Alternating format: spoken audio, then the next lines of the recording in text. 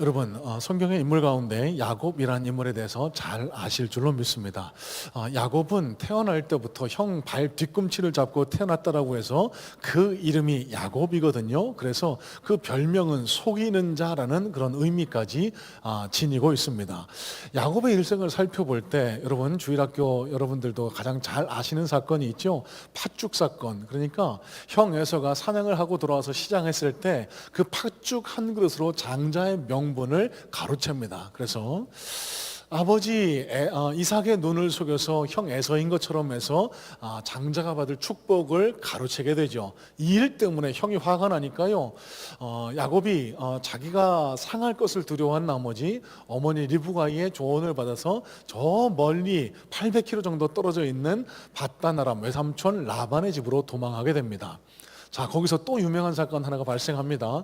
그곳에서 첫눈에 반했던 라헬, 그 라헬을 나에게 달라, 7년을 일해라. 그래서 7년 동안 열심히 일했거든요. 결혼식이 됐습니다. 그날 밤 열심히 주연을 즐기고 들어갔는데 아침에 일어나 보니까 라헬이 아니라 레아래요.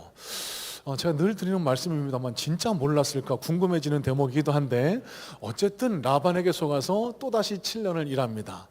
그래서 14년 동안 라헬을 위해서 무보수로 일을 하게 되고요. 그 이후에도 6년 동안 그 라반의 집에서 총 20여 년 동안 기거를 하게 됩니다. 자, 이제 이 라반의 집에서 기거한 지 20년이 돼서 고향 땅으로 돌아오는 길에 야곱의 인생에서 지울 수 없는 결정적인 인생의 사건 두 가지가 오늘 창세기 32장 그리고 34장에서 우리는 발견할 수 있습니다. 자, 여러분, 오늘 설교의 제목을 야곱 이야기라고 정해봤는데요. 여러분, 야곱의 일생을 통해서 역사하셨던 하나님, 오늘 이 말씀을 통해서 하나님께서는 저와 여러분 그리고 우리 가정에 어떤 메시지를 전하기를 원하실까? 여러분, 성경의 내용을 함께 살펴보면서 하나님께서 전달하기를 원하시는 하나님 나라의 메시지를 함께 묵상해 보기를 소원합니다. 자, 먼저 함께 읽지는 않았지만요, 창세기 32장 1절로 2절 말씀 다 같이 한번 눈으로 한번 살펴보겠습니다. 1절 2절입니다. 야곱이 길을 가는데 하나님의 사자들이 그를 만난지라. 야곱이 그들을 볼 때에 이르기를 이는 하나님의 군대라 하고 그 땅 이름을 마하나임이라 하였더라. 자, 여러분, 20년의 외삼촌의 집 라반의 집 밧단아람에서의 삶을 청산하고 이제 고향 땅으로 귀환하게 됩니다. 그 길에서 야곱이 제일 먼저 마주쳤던 그런 대상이 있어요. 그게 뭐라고요? 하나님의 군대입니다. 하나님의 군대, 마하나임. 자, 여러분, 이 마하나임을 잘 원어적으로 풀어 해석해 보면은요, 쌍수입니다. 그러니까 이게 뜻하는 바는요, 하나님께서 좌우 옆으로 야곱의 일행을, 야곱을 지키고 보호하시면서 함께 동행하셨다, 이런 의미를 지니고 있는 거예요. 자, 여러분, 하나님께서요, 이 먼 길을 떠나는 야곱에게 약속을 해주시는 사건이 있었습니다. 창세기 28장 15절 말씀인데요. 자, 여러분, 자막을 한번 띄워주시고요. 이 말씀, 오늘을 살아가는 저와 여러분들에게도 주시는 하나님의 메시지라고 생각을 하시고 잘 한번 가슴에, 심령에 새겨보시면 좋겠습니다. 제가 대표로 봉독합니다. 내가 너와 함께 있어 내가 어디로 가든지 너를 지키며 너를 이끌어 이 땅으로 돌아오게 할지라. 내가 내게 허락한 것을 다 이루기까지 너를 떠나지 아니하리라 하신지라. 자, 여러분, 이 말씀을 언제 주셨다고요? 20년 전에 길가에서 꿈을 통해서 사다리에 천사들이 오르락내리락 왕래하는 것을 보여주시면서요, 야곱아, 네가 지금 비록 힘든 길, 도망길을 떠나고 있지만 너는 혼자가 아니야. 내가 늘 너와 함께 할 거야. 내가 너를 지켜줄 거야. 이 약속을 20년 전에 해주셨어요. 여러분, 이 하나님의 약속이 아무것도 아닌 것 같고 그냥 공수편처럼 들리실지 몰라도요, 하나님은 20년 동안 야곱의 삶 속에 함께 하시면서 이 약속을 신실하게 지키고 계셨던 겁니다. 비록 어려운 때도 있었고 힘든 때도 있었지만은요, 여러분, 20년 동안 외삼촌 라반의 집에서 속고 여러 가지 고난을 당하는 그런 세월 속에서도요, 면면이 그의 삶에 흐르고 있었던 것은 하나님의 은혜, 하나님의 약속이었습니다. 여러분, 이 자리에 앉은 저와 여러분들이 바로 그 약속의 자녀이신 줄로 믿습니다.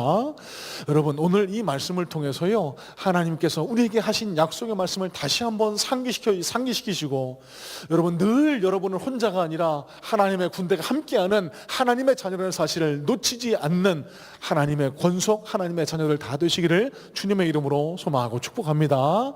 자, 여러분, 그런데 하나님의 군대를 제일 먼저 마주했습니다. 그리고 또 한편으로 들려오는 소식이 있어요.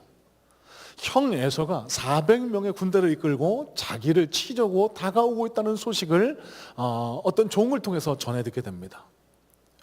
하나님의 군대는 잘 눈에 보이지 않지만 눈에 보이는 현실의 적은 너무 크게 보이는 거예요. 그래서 야곱이 메신저, 그러니까 자기 종을 통해서 형 에서에게 이러저러한 이야기를 전달을 하는데요, 그 전달한 내용이 4절로 5절 말씀에 기록이 되어 있습니다. 제가 한번 읽어보겠습니다. 4절 5절. 그들에게 명령하이르되 너희는 내 주 에서에게 이같이 말하라. 주의 종 야곱이 이같이 말하기를 내가 라반과 함께 거류하며 지금까지 머물러 있었사오며 내게 소와 나귀와 양떼와 노비가 있으므로 사람을 보내어 내 주께 알리고 내 주께 은혜 받기를 원하나이다 하라 하였더니. 자, 여러분, 점잖게 표현되어 있지만은요, 야곱의 잔꾀가 이 안에 다 들어 있습니다. 여러분, 이게 무슨 말씀인지 아세요?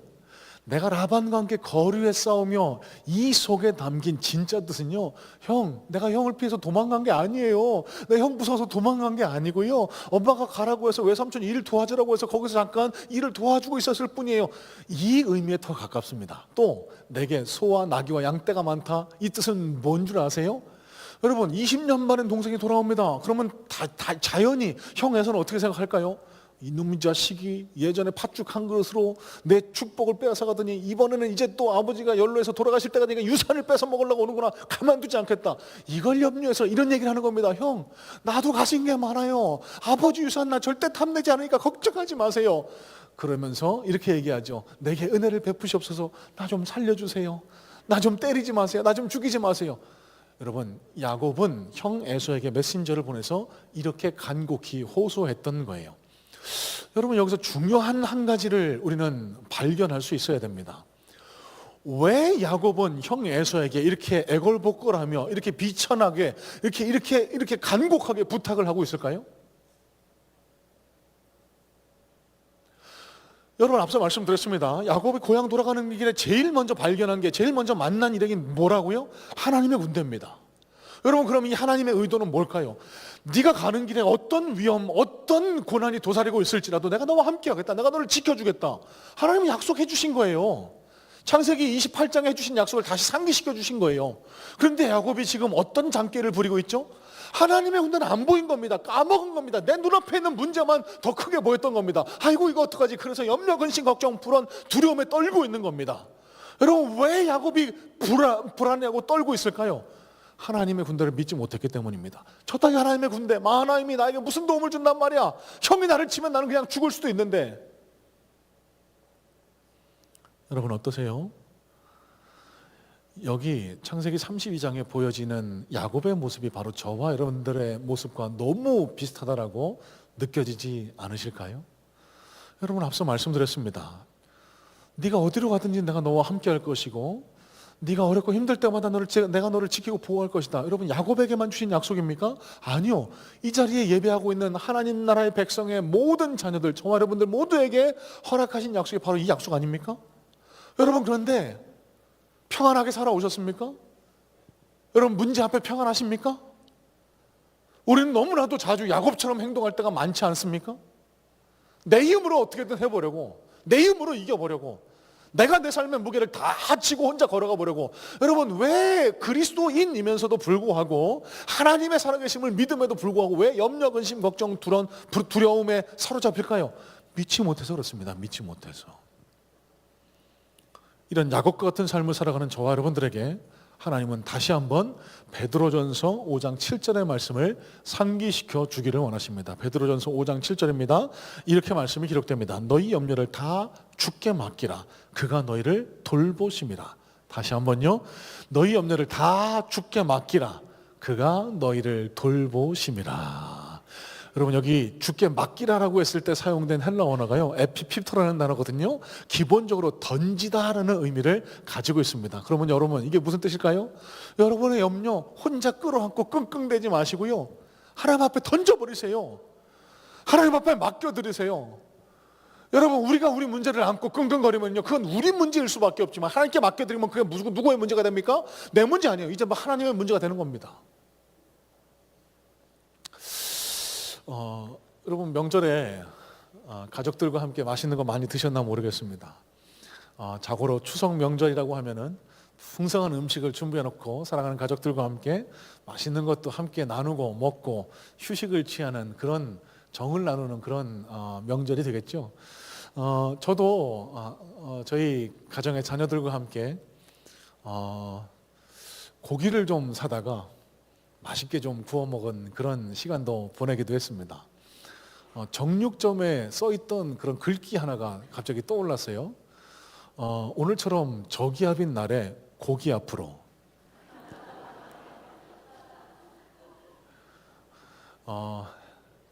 여러분, 셰익스피어의 명언에서 따온 것 같은데, 셰익스피어가 이런 말을 한 적이 있답니다. 힘들 때 우는 사람은 삼류다. 힘들 때 참는 사람은 이류다. 그리고 힘들 때 웃는 사람이 인류다라고요. 여러분, 제가 셰익스피어의 명언을 논하고자 이 이야기를 꺼내진 않았겠죠. 제가 어떤 한 목사님의 설교를 듣는데요, 완전 정반대 해석을 내놓으시는 겁니다. 기독교적으로 봤을 때, 성경적인 가치관으로 봤을 때 이 셰익스피어의 명언은 완전히 잘못됐다는 겁니다. 힘들 때, 여러분 의견 되게 힘이 되는 말 같지 않습니까? 힘들 때 힘들다고 징징대면 왠지 사람이 찌질해 보이잖아요. 견디면서 웃는 사람이 진짜 멋있는 사람처럼 보이잖아요. 여러분, 기독교적인 가치관에서는 절대 안 맞다라는 겁니다. 저도 100% 공감합니다. 여러분, 무슨 뜻일까요? 왜 힘들 때 견디고 웃습니까? 여러분, 이 셰익스피어의 조언은요, 셰익스피어의 명언은요, 철저하게 무신론적인 관점에서 기반한 겁니다. 세상에 아무도 나를 돌아봐 주지 않는다, 세상에 아무도 나를 보호해 주지 않는다라는 그런 생각 때문에 힘들면은 누구를 의지하기보다 스스로 견디면서 웃으면서 참고 넘겨야 그게 진짜 훌륭한 사람이다. 여러분, 맞습니까? 아니요, 아닙니다. 저와 여러분들에게는 해당되지 않는 이야기입니다. 저와 여러분들의 삶을 붙들고 계신 이는 누굽니까? 하나님이 계시잖아요. 그러면은요, 힘들고 어려운 일이 닥쳤는데 스스로 혼자 이겨내 보려고 웃으면서 참는 자는요, 아직도 하나님을 못 믿고 자기 자신만 믿는 사람입니다. 어떻게 해야 될까요? 하나님 앞에 가서 울어야 합니다. 하나님 앞에 가서 울어야 합니다. 그러면 하나님 우리 짐을 대신 져주신다는 거, 그게 성경의 약속이고, 그런 신앙인이 인류 신앙인이라는 사실이에요. 자, 여러분, 야곱의 삶에도요, 이런 놀라운 반전의 역사가 나타나게 되는데요. 자, 21절, 22절입니다. 그 예물은 그의 앞에 보내고 그는 무리 가운데서 밤을 지내다가 밤에 일어나니 두 아내와 두 여종과 11 아들을 인도하여 야복 나루를 건널세. 여러분, 저는 야곱의 일생에서 가장 극적인 장면이라고 하면 이 야복 나루터 사건을 꼽게 됩니다. 이 형 에서가 400명의 군사를 데리고 막 쳐들어온다는 소식이 점점 가까워지는 거예요. 잠이 안 옵니다. 먼저 처자식들과 형한테 보낼 예물들을 먼저 보내고 자기는 맨 뒤에 남아서 밤을 새웁니다. 잠이 올까요? 잠이 안 와요. 뒤척뒤척 거리다가 그냥 그 잠자리에서 일어나서 야복 나루토로 갑니다. 여러분, 그곳에서 야곱의 일생에서 절대로 잊을 수 없는 한 사건이 일어나는데요, 그곳에서 하나님과 씨름했다라고 성경은 기록을 해요. 자, 24절인데요, 야곱은 홀로 남았더니 어떤 사람이 날이 새도록 야곱과 씨름하다가. 자, 여러분, 이 구절을 묵상하고 또 생각해 보니까요, 참 특별하게 은혜가 되는 지점이 있어서 함께 나누려고 합니다. 많은 분들이 이 구절을 이렇게 해석을 하세요. 야곱이 힘들어서 어려워서 어떡하지? 이제 내일이 뭐니 형 에서가 찾아올 텐데 이제 난 죽을 수도 있는데, 이래서 하나님 나 좀 도와주세요. 그래서 하나님을 찾아서 하나님과 씨름했다. 그래서 이겼다. 이런 식으로 야복 나루토 사건을 해석하고 받아들이시는 분들이 많이 계십니다. 여러분, 맞을까요? 아닙니다. 아니에요. 성경을 잘 읽어보시면은요, 하나님이 싸움을 걸어오셨다라고 성경은 분명히 기록을 합니다. 여러분, 그럼 이건 무슨 의미일까요? 하나님이요, 주무시고 계시다가 다른 일 하고 계시다가 야곱이 우리가 흔히 생각하자면 하나님 나 좀 도와주세요, 그렇게 막 부르짖으면서 기도하니까 하나님이 짠 하고 나타나셔서 그렇게 씨름을 하셨다? 아닌 거예요. 하나님은 그 야복 나루터에 먼저 가 기다리고 계셨습니다. 하나님은 야곱이 막다른 골목에 다다를 것을 미리 알고 계셨습니다. 그곳에서 야곱과 씨름해 주려고 그곳에서 야곱을 기다리며 야곱을 찾고 계셨다는 사실입니다.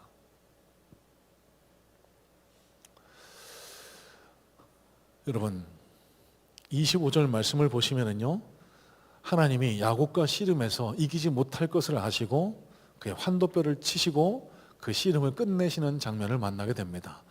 이 장면도 잘못 해석하시면 안 돼요. 야, 야곱 대단하다. 하나님과 겨루어서 하나님이 못 이길 것 같으니까 놔주셨다.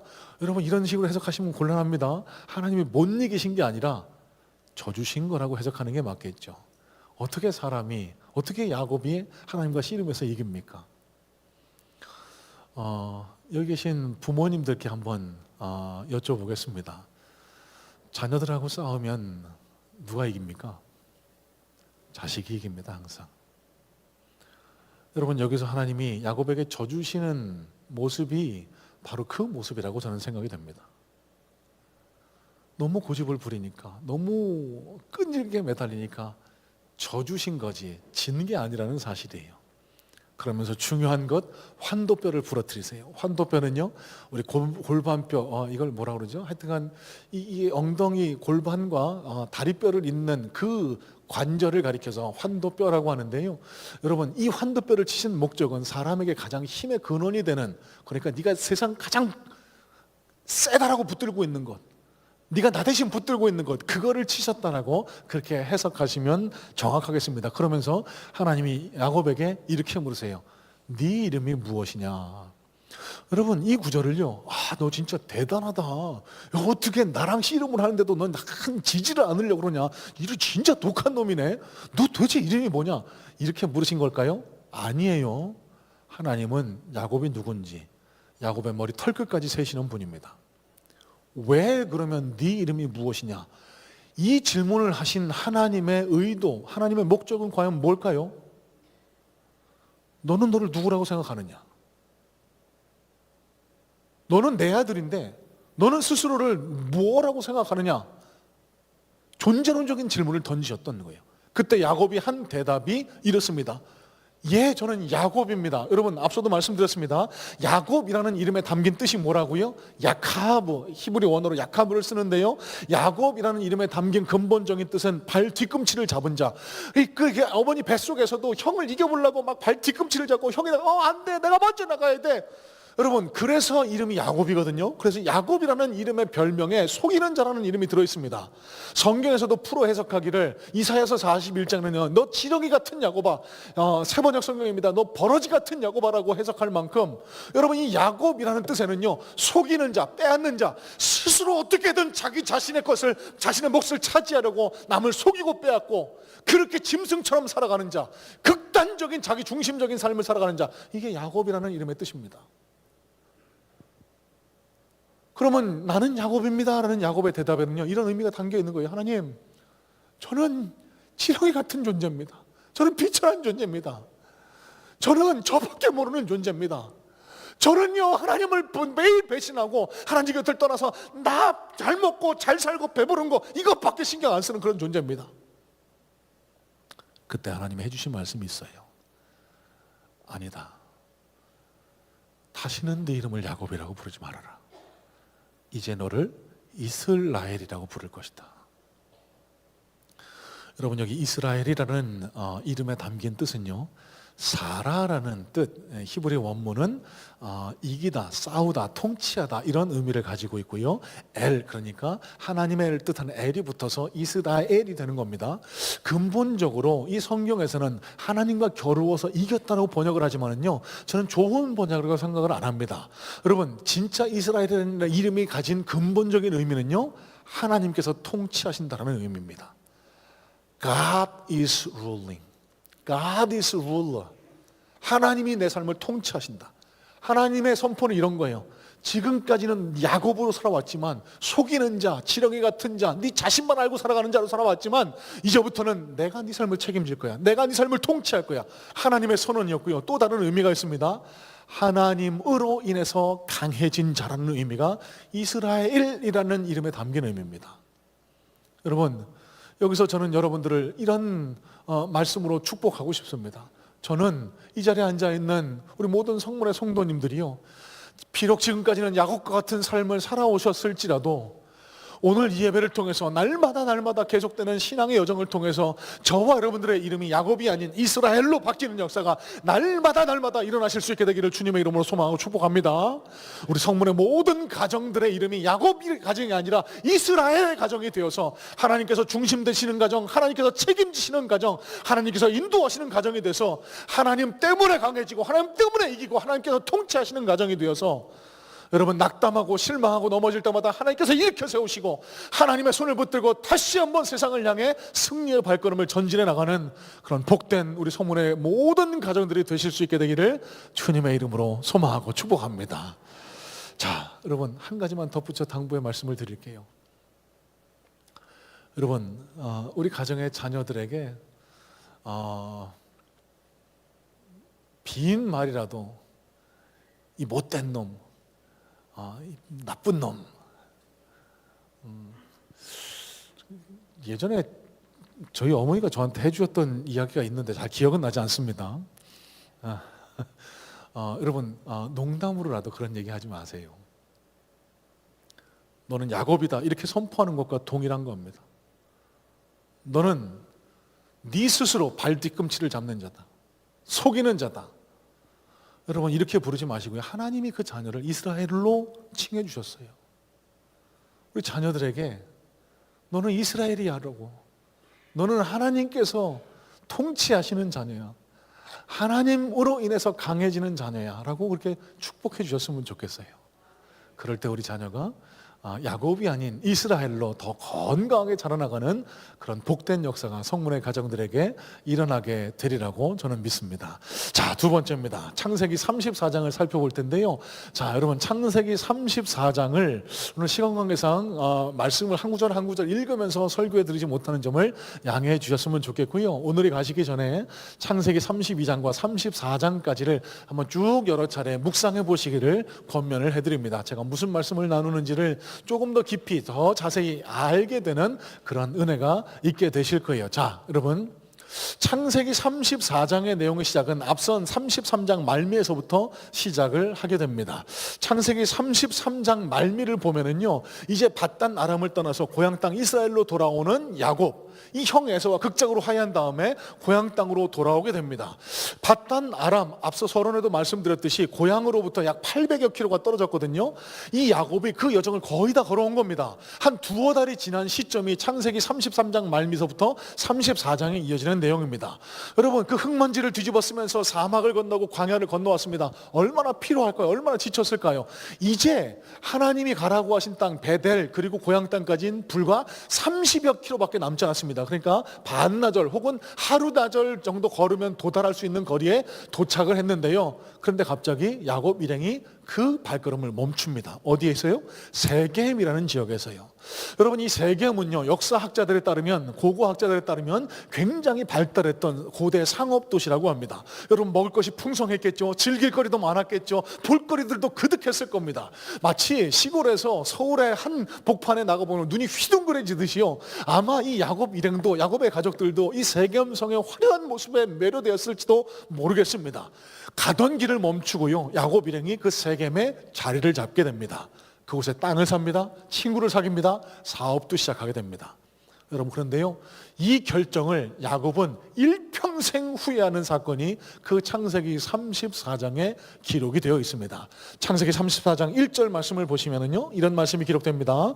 레아가 야곱에게 낳은 딸 디나가 그 땅의 딸들을 보러 나갔더니, 자 여러분 여기 레아는요 야곱의 막내 외동딸입니다. 레아의 7번째 자녀이고요, 유일한 딸이에요. 성경학자들은 이때 레아의 나이가 한 15, 6쯤 되었을 거라고 추정을 합니다. 그러니까 지금으로 따지면 중3에서 고1 정도 되는 나이, 얼마나 예쁠 때입니까? 얼마나 호기심이 많을 나이입니까? 자, 그런데 이 레아가요, 이 세겜성의 화려함에 매료돼서요, 그곳 친구들을 사귀어서 놀러 나갔던 거예요. 어디 갔는지는 잘 모르겠습니다. 뭐 클럽을 갔는지, 뭐 어디 놀러를 갔는지 잘 모르겠습니다. 노래방을 갔는지.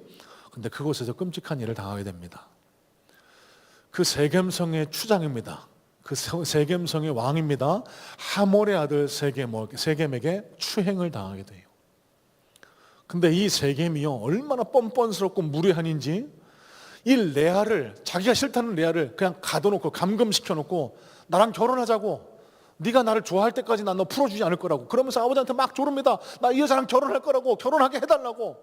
이 아들의 성화에 못 이긴 추장 하몰이요 야곱을 찾아와서 네 딸을 나에게 달라고 당당하게 요구합니다. 사과를 하지 않습니다. 네 딸을 내 아들이 욕보했다라고 미안하다는 얘기 한마디도 없습니다. 그냥 내가 힘이 강하니까 너는 내 아들과 결혼시켜, 이런 식으로 당당하게 요구를 해요.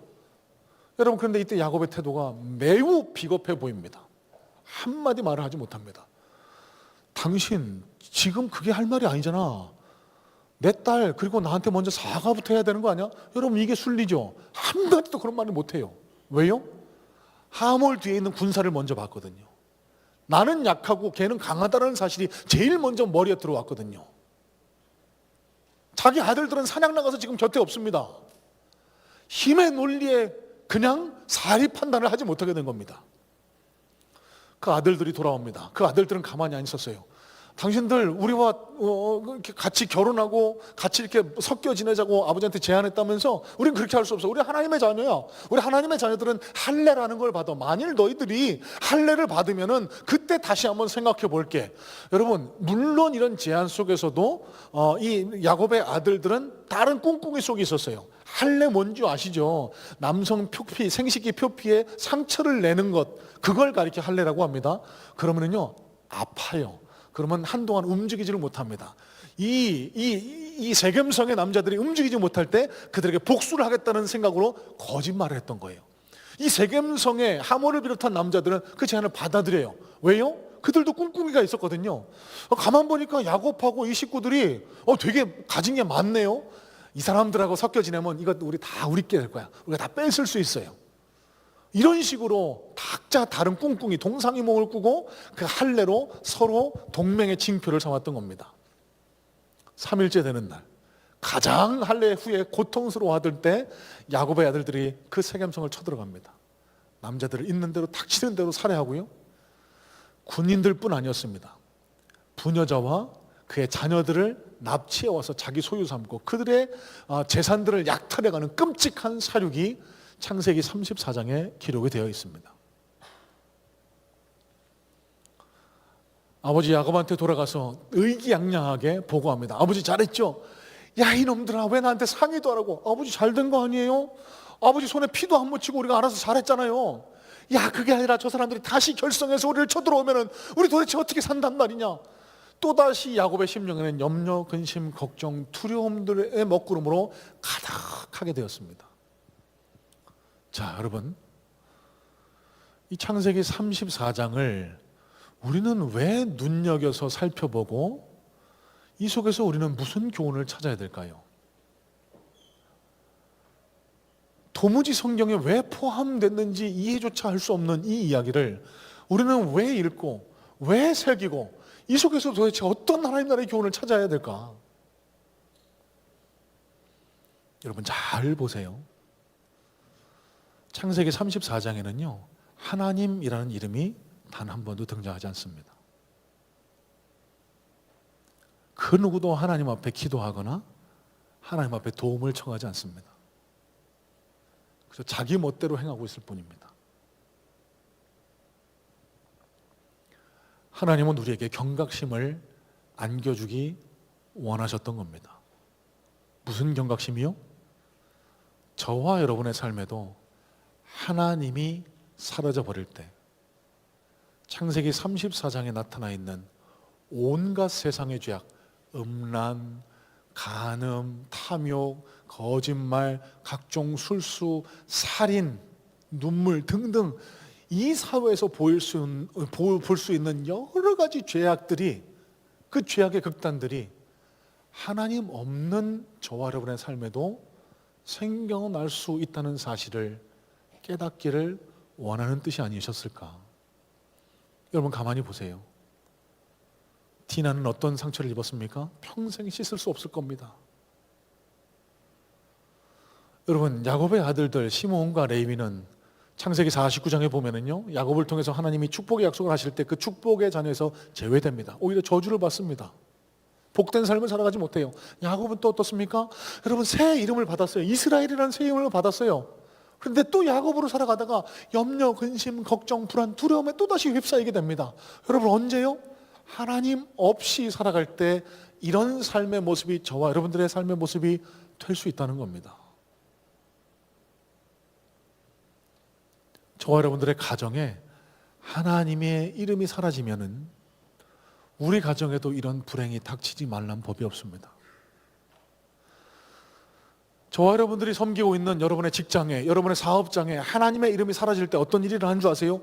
속고 속이는 머니게임이 일어납니다. 각종 탐욕과 권모술수로 인해서 여러 가지 죄악들이 관영한 곳이 저와 여러분들이 몸담고 있는 그 사업장이 될 수밖에 없습니다. 여러분, 그래서 사업장에 출근하셔서 제일 먼저 눈을 감고 묵상하고 기도하실 수 있는 자세가 필요해요. 저와 여러분의 심령 속에 하나님이 사라졌을 때 마음의 감사, 평안이 아니라요, 늘 불안하게 됩니다. 두려워지게 됩니다. 염려, 근심으로 걱정으로 가득 차게 됩니다. 여러분, 제가 한 가지 호소드리고 싶은 거는요, 제 삶의 고백입니다. 여러분, 저는 목사의 아들로 태어났습니다. 하나님께서 저를 태중에서부터 택하셨다고 저는 그렇게 믿습니다. 하나님을 경험했습니다, 중학교 시절에. 그럼에도 불구하고 저는 제 뜻대로 살고 싶었습니다. 야곱으로 살고 싶었습니다. 세상을 호령하고 싶었어요. 내 마음껏 내 삶을 즐기고 싶었습니다. 여러분, 그 삶을 살아갔을 때 제 삶이 편안했을까요? 진짜 행복했을까요? 아니요, 아닙니다. 여러분, 다음 세대 여러분 잘 들어주세요. 제가 믿음으로 호소하는 호소입니다.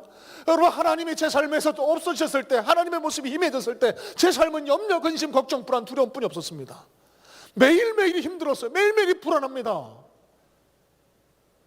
하지만 야복 나루터에 섰을 때 하나님은 그곳에 저를 또 기다리셨고요, 그곳에서 하나님과 씨름해서 제 이름이 바뀌게 됩니다. 여러분, 제가 세상 길로 향해 가던 제가 이 목회의 길로 돌아선 게 야곱에서 이스라엘로 변한 거 아닙니까? 그 이후로 저는요, 하나님이 통치하시는 인생을 살아요. 하나님 때문에 강해질 수 있는 인생을 살아요. 여러분, 제가 이 자리에서 이렇게 호소하면서 목소리 높여 설교할 수 있는 힘이 어디서 나올까요? 제가 잘나서? 제가 홍보 많이 해서? 제가 뭐가 뛰어나서? 아니요, 아닙니다. 아니에요. 하나님이 제 뒤에 계실 때 저는 강해질 수 있습니다. 하나님이 제 심령에 안 계시면 저는 약한 존재일 수밖에 없어요. 죄인일 수밖에 없습니다. 저는 그래서 매일매일이 한날 한날이 감사하고 행복합니다. 저는 이 자리에 계신 모든 성문의 성도님들이, 믿음의 다음 세대가 이런 삶을 살아가셨으면 좋겠어요. 기억하십시오. 저와 여러분의 삶의 가정에 하나님의 이름이 사라졌을 때 저와 여러분의 삶에도 창세기 34장에 기록된 것과 같은 끔찍한 비극이 일어날 수도 있다는 사실을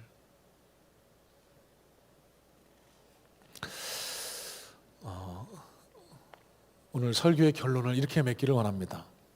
여러분, 창세기 34장은 암울하고 칙칙하고 읽기 어려운 이야기들로 가득 차 있지만은요, 한 장을 넘겨 그 다음 장 35장으로 넘어가면요, 찬란한 햇살이 구름을 뚫고 비치듯이 새로운 하나님의 은혜가 이 야곱의 삶 속에 다시 비춰오기 시작합니다. 여러분, 앞서 말씀드렸던 것처럼 창세기 34장에는 하나님이라는 이름이 단 한 번도 등장하지 않지만은요, 뒤로 넘어가 35장의 1절로 5절 말씀을 읽어보시면 하나님, 여호와 이런 단어들을 다 포함해서 하나님의 이름이 무려 11번이나 5절 안에 등장하고 있습니다. 야곱의 삶을 살았던 야곱이 다시 이스라엘로 변하는 역사가 시작이 된 거예요.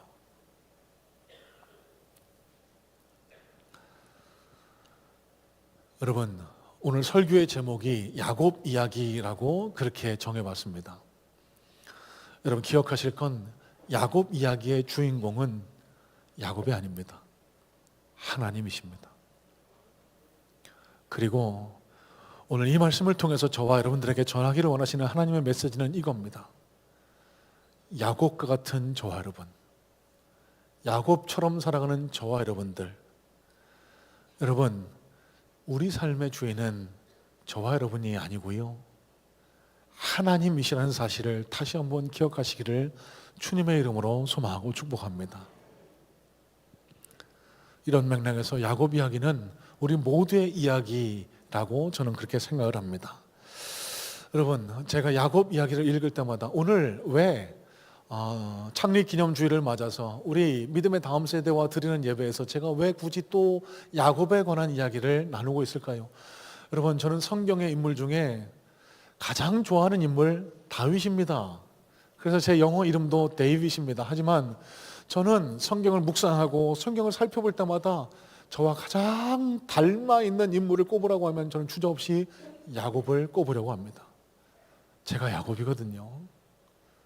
하나님은 저를 사랑해 주시고 하나님은 끝간데 없이 저를 쫓아와 주시고 저에게 은혜를 베푸시지만 저는 끊임없이 도망가려고 해요. 끊임없이 하나님의 곁을 떠나려고 합니다. 벗어나려고 해요. 그럼에도 불구하고 또 야복나루에서 저를 기다리시는 하나님의 모습을 야곱 이야기를 읽을 때마다 기억해내고 떠올리게 돼서요, 저는 야곱 이야기를 읽을 때마다, 야곱 이야기를 묵상할 때마다 얼마나 가슴이 울렁거리고 얼마나 감사하고 얼마나 감격에 넘쳐 흐르는지 몰라요. 그러면서 제가 설교를 준비하면서 다시 한번 제 속에 깨닫게 되는 것이 있습니다. 여러분, 믿음의 다음 세대 여러분, 목사의 간곡한 호소입니다. 다른 거 다 잊으셔도요, 이거 하나만 기억하고 가셨으면 좋겠어요. 여러분, 제가 지금껏 경험한 하나님은요, 제가 일생을 통해서 경험한 하나님은요, 저는 이렇게 말씀드리고 싶어요. 하나님 진짜 좋은 분이라고. 하나님 진짜 좋은 분이라고. 하나님 진짜 멋있는 분이라고. 여러분, 이 하나님과 함께 했을 때가 저는 가장 평안하고 행복했습니다. 여러분, 오늘 창립 기념주일을 맞아서 저와 여러분의 삶이, 그리고 저와 여러분의 가정이 하나님께서 다스리시는, 하나님 때문에 강해지는 이스라엘 가정 되는 은혜가 우리 모두에게 있기를 간절한 마음으로 소망하고 축복합니다. 그래서 여러분, 저와 여러분들의 삶을 살아가는 내내 하나님의 이 은혜가, 하나님께서 싸우셔서 이기고 하나님께서 함께 하셔서 늘 승리케 되는 역사가 우리 성문의 모든 성도님들에게 경험되고 날마다 부어질 수 있게 되기를 간절한 마음으로 소망하고 축복합니다. 기도하겠습니다. 하나님.